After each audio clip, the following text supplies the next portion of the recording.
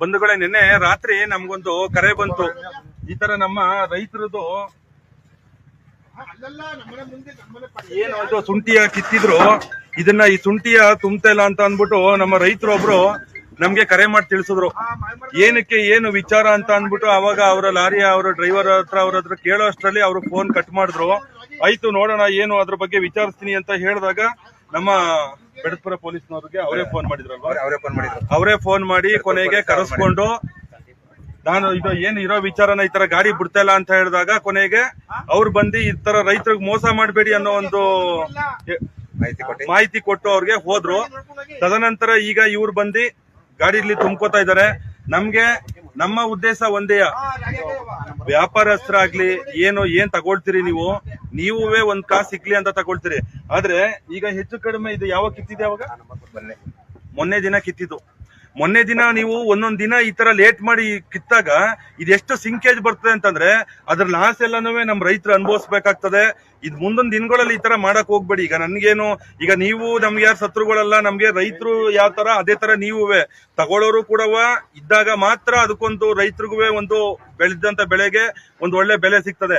ಆದ್ರೆ ಅವರು ಎಲ್ಲಾ ಕಿತ್ತ ಆದ್ಮೇಲೆ ನೀವು ಒಂಥರ ಈ ತರ ಸಂಕಷ್ಟಕ್ಕೆ ಸಿಲುಕಿಸ್ಬಿಟ್ಟಾಗ ಹೆಚ್ಚು ಕಡಿಮೆ ಒಂದ್ 5 ಮೂಟೆ ಸಿಂಕೇಜ್ ಬಂದಿಲ್ವಾ?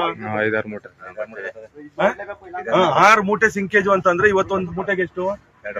2,500 ಅಂತಂದ್ರೆ ಒಂದ್ 10-12 ಅಲ್ಲೇ ಹೊಂಟಾಯ್ತು. 10-12 ಒಂದ್ ಗೊಬ್ಬರಕ್ಕಾಗ್ಲಿ ಮತ್ತೆ ಇನ್ನೊಂದು ಈಗ ಹಾಕುವಂತ ಇವಕ್ಕೆ ಏನು ಬೆಳೆ ಬೆಳಿಬೇಕು ಅಂದ್ರೆ ಅದ್ರ ಕಷ್ಟ ಏನು ಅನ್ನೋದು ಅದ್ರ ರೈತರಿಗೆ ಮಾತ್ರ ಗೊತ್ತಿರ್ತದೆ. ಅದರಿಂದ ದಯವಿಟ್ಟು ನೀವು ತಗೊಳ್ಳುವಾಗ್ಲೇ ಯೋಚನೆ ಮಾಡಿ, ಕಿಳುವಾಗ್ಲೇ ಯೋಚನೆ ಮಾಡಿ, ಏನು ಎಂತು ಈ ಬೆಳೆ ಯಾವ ರೀತಿ, ಇದಕ್ಕೆ ಎಷ್ಟು ಬೆಲೆ ಕಟ್ಬೋದು, ತಕೊಂಡಾದ್ಮೇಲೆ ಇದು ಚಿಕ್ಕದು ದೊಡ್ಡದು ಇಲ್ಲ ಈ ಶುಂಠಿ ಚೆನ್ನಾಗಿಲ್ಲ ಅಂತ ಹೇಳ್ತಿರಲ್ಲ, ಇದಕ್ಕಿಂತ ಇನ್ನೇನಪ್ಪ ನಿಮ್ಗೆ ಶುಂಠಿ ಕೊಡ್ತಾರೆ? ಇದಕ್ಕಿಂತ ಇನ್ಯಾವ ತರ ಶುಂಠಿ ಕೊಡ್ಬೋದು? ಶುಂಠಿ ಬರೋದೇ ಈ ತರ ನೋಡಿ. ಅಷ್ಟು ಮಾತ್ರ ಅಲ್ಲ, ಈಗ ತುಂಬಿಕೊಡ್ತಾ ಇದಾರೆ ನೋಡಿ. ಇದು ಶುಂಠಿ ಚೆನ್ನಾಗಿಲ್ಲ ಯಾಕೆಂದ್ರೆ ನನ್ನ ಹತ್ರ ನೀವು ನಮ್ಮ ರೈತರು ನನಗೆ ಫೋನ್ ಮಾಡಿದಾಗ ಯಾವುದೇ ಆದ್ರೂ ಕೂಡ ವಾಸ್ತವ, ನೈಜತೆ ಮತ್ತೆ ಸ್ಪಷ್ಟತೆಯಿಂದ ನಾವು ಅದನ್ನ ತೋರಿಸ್ಬೇಕು.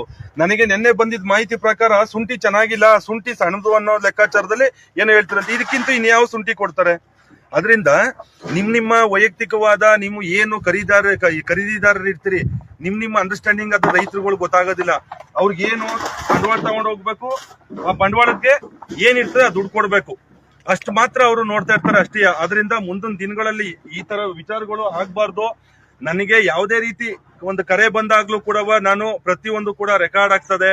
ಆ ರೆಕಾರ್ಡ್ ಆದಾಗ ಅದಕ್ಕೆ ನಾವು ಒಂದು ಅಂತಿಮವಾಗಿ ಅವ್ರಿಗೆ, ನಮ್ಮ ರೈತರಿಗೆ ನಾವು ನ್ಯಾಯ ಕೊಡಿಸೋ ನಿಟ್ಟಿನಲ್ಲಿ ನಾವ್ ಯಾವಾಗ್ಲೂ ಸದಾ ಇರ್ತೀವಿ. ನಮ್ಮ ರೈತರವರೇ ರಾಮಚಂದ್ರ ಅವರು ಹೇಳಿ ಇದಕ್ಕೆ ಸಂಬಂಧಪಟ್ಟಂಗೆ ಏನ್ ಹಂಚ್ಕೋಬೇಡಿ, ಹೇಳಿ ನಿಮ್ದು ಏನೈತೆ ಅದನ್ನ ಹೇಳಿ. ಇದರಲ್ಲಿ ನಾವು ಮೊನ್ನೆ ಶುಂಠಿ ಕಿತ್ತಿ ಲಾರಿ ಡೀಲರ್ ಬರ್ಲಿಲ್ಲ ಅಂದಾಗ ನಾವು 3 ದಿವಸ 4 ದಿವಸ ಆಯ್ತು. ಶುಂಠಿ ಕೀಳಕ್ ಕೇಳಿದವ್ರು ಯಾರು? ನಿಮ್ನ ಶುಂಠಿ ಡೀಲರ್ ಇನ್ನೊಬ್ರು ಇದ್ಕವ್ರೆ, ಅವರು ಇಲ್ಲ ಹುಷಾರಿಲ್ಲ ಅಂದ್ಬಿಟ್ಟು ಅವ್ರು ಹೋಗ್ಬಿಟ್ರು. ಕಿಳಕ್ ಹೇಳ್ಬಿಟ್ಟು ಹುಷಾರಿಲ್ಲ ಅಂತ ಹೋದ್ರು. ಅವ್ರಿಗೆ ಹೇಳಿದೀನಿ ಅವ್ರ ತುಂಬಿಸ್ಕೊಳ್ಳಿ ಅಂತ. ಅವ್ರ ಏನ್ ಮಾಡಿದ್ರು, ಅವ್ರು ಹೇಳ್ಬಿಟ್ಟು ಲಾರಿಗೆ ಹೇಳ್ಬಿಟ್ರು. ಲಾರಿ ಬಂದ್ ಏನ್ ಮಾಡ್ದ, ಶುಂಠಿ ಬಂದ 8 ಗಂಟೆ ರಾತ್ರಿ ಬಂದ್ಬಿಟ್ಟು ಏನ್ ಮಾಡ್ದ, ಇದು ಶುಂಠಿ ಇದು ಶುಂಠಿ ಚೆನ್ನಾಗಿಲ್ಲ ಇದು ಅಂತ ಹೋಗ್ಬಿಟ್ಟ. ನಿಂತಿದ್ದ. ಆಮೇಲೆ ಲಾರಿ ಅಟ್ಟಾಕೊಂಡು ನಾವೇನ್ ಮಾಡ್ದೋ, ಲಾರಿ ಬಿಡೋದ್ರ ತುಂಬು ಇಲ್ಲ ಡೀಲರ್ ಹೇಳಿದ್ನಲ್ಲ ಆ ಪಾರ್ಟಿ ಕಳ್ಸೋ ಅಂದೆ.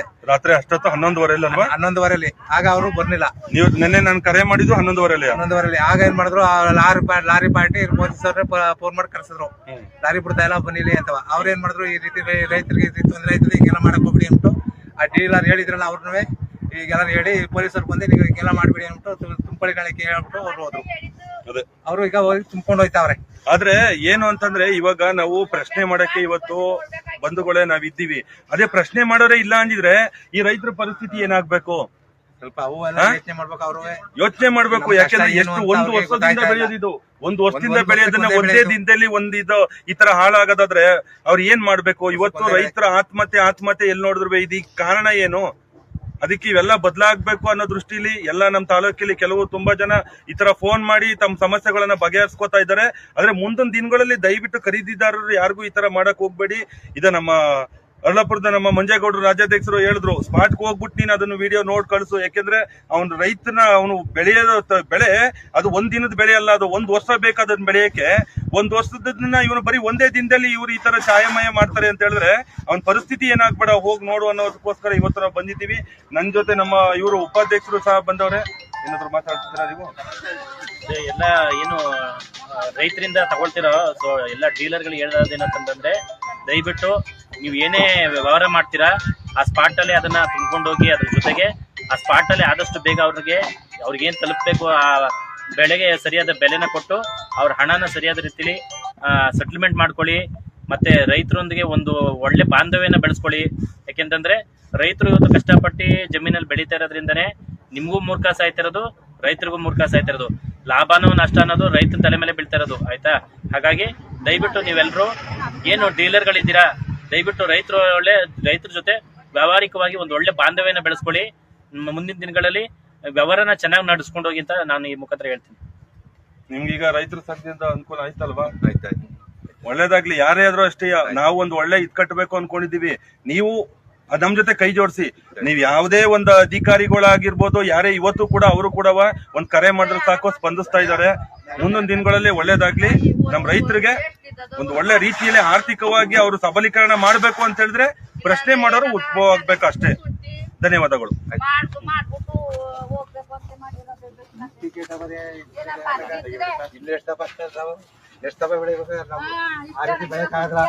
ಅವೆಲ್ಲ ಮೆಡಿಸಿನ್ ಮೇಲೆ ಹೋಯ್ತವೆ. ಅವು ಮೆಡಿಸಿನ್ ಅಷ್ಟು ಮೆಡಿಸಿನ್ ಹಾಕಕ್ ಹೋದ್ರೆ ನಮ್ ಶುಂಠಿನ ಬೆಳೆಯಲ್ಲ.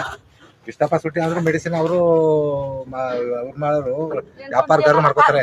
ನಾವ್ ಇದಕ್ಕೆ ಈರಿ ಹಾಕಕ್ಕಾಗಲ್ಲ. ಇದಕ್ಕೆ ಈರಿ ಹಾಕ್ಬಿಟ್ರೆ ನಾವು ಮುಂದಕ್ಕೆ ಬೆಳೆ ಮಾಡಕ್ಕಾಗ ಬೀಜಕ್ಕಾಗಲ್ಲ. ಇದು ಅವರು ಮಾರಾಟ ಮಾಡೋರು ಅವ್ರು ಹೆಂಗ್ ಬೇಕಾದ್ರು ಮಾಡ್ಕೋತಾರೆ. ದಪ್ಪ ಈರಿ ಹಾಕಿದ್ರೆ ಶುಂಠಿ ದಪ್ಪ ಬರುತ್ತೆ. ಅದು ದಪ್ಪ ಹಾಕ್ಲಿ ಅಂದ್ರೆ ವೀರ್ಯ ಹಾಕದವಿಲ್ಲ ದಪ್ಪ ಬರೋದಿಲ್ಲ, ಚಿಕ್ಕ ಬರೋದು.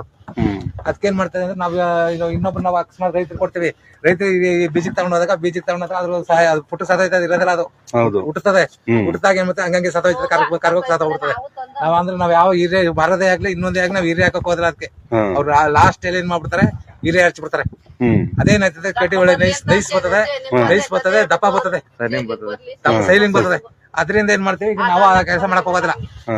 ನಮ್ದು ಅವ್ರದ್ದು ಏನ್ ಮಾಡ್ತಾರೆ, ನೈಸ್ ಅಂದ್ರೆ ಅದೇ ಈರಿಯಾದಿಂದ ಅದು ನೈಸ್ ಕಾಣ್ತದೆ, ಚೆನ್ನಾಗಿ ಒಳ್ಳೆ ಮಿಂಚುತ್ತದೆ ಶುಂಠಿ. ನಾವು ಈ ಶುಂಠಿಯ ನಾವು ಆ ಕೆಲಸ ಮಾಡಕ್ ಹೋದ್ರೆ ನಾವು ಇನ್ನೊಬ್ರಿಗೆ ಕೊಡೋದೇ ಆಗ್ಲಿ, ರೈತರಿಗೆ ಕೊಡೋದೇ ಆಗ್ಲಿ, ಇಲ್ಲ ಇವ್ರು ಡೀಲರಿಗೆ ಕೊಡೋದೇ ಆಗ್ಲಿ ನಾವ್ ಮಾಡೋದಿಲ್ಲ. ಅದೇ ಅವ್ರು ಮಾಡ್ಕೊಂಡು ಅವ್ರದ್ದು ತಮಿಳ್ನಾಡೋರು ಮಂದಿ ಹಾಕೊಂಡು ಅವ್ರು ಏನ್ ಮಾಡ್ತಾರೆ, ಅವ್ರು ಆ ಕೆಲಸ ಮಾಡ್ತಾರೆ.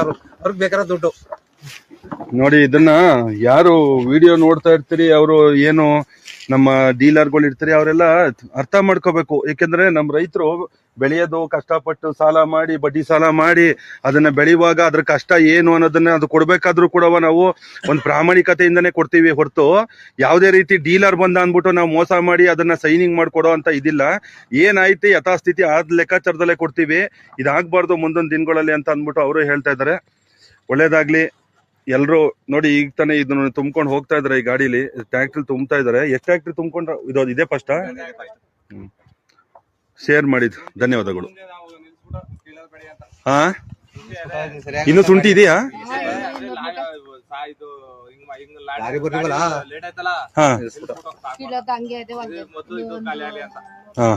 ಅಲ್ಲ ಅದನ್ನೆಲ್ಲ ಈಗ ಇವರೇ ತುಂಬ್ಕೋಬೇಕು ತಾನೆ?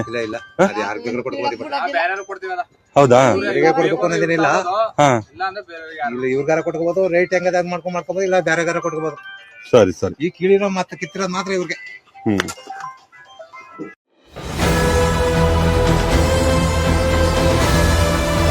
ನಿಮ್ಮ ವಾಣಿ, ಇದು ಕನ್ನಡಿಗನ ಧ್ವನಿ.